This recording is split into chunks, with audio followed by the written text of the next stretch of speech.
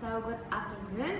So I'm gonna explain about the case application 3.3, which is the price elasticities of demand in the real world.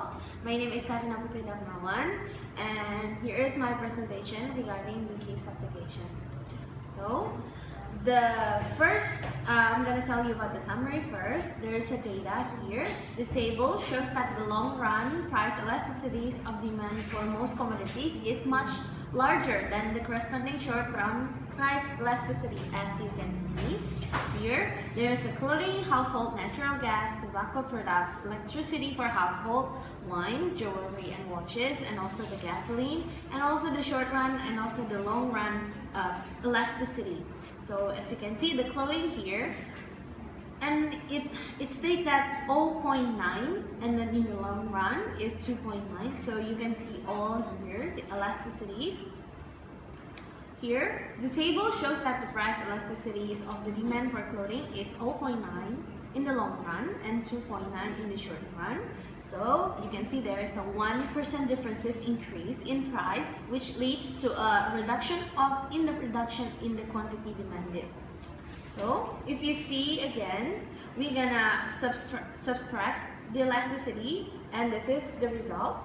So first of all, I'm going to tell you that the price elasticities of demand is a measure of the relationship between change in the quantity dependent of particular good and a change in its price. So here, first, there is the clothing. So from the subtraction between the long run and the short run, the elasticity is 1. For household is 0.7, tobacco products 1.43, electricity with 1.76, wine 0.2, jewelry 0.26, and the gasoline 0.4. So as you can see, even though that the gasoline has a difference, you can see that it has the long run actually have the higher elasticity compared to the short run, but for some of the examples here, it's still intact.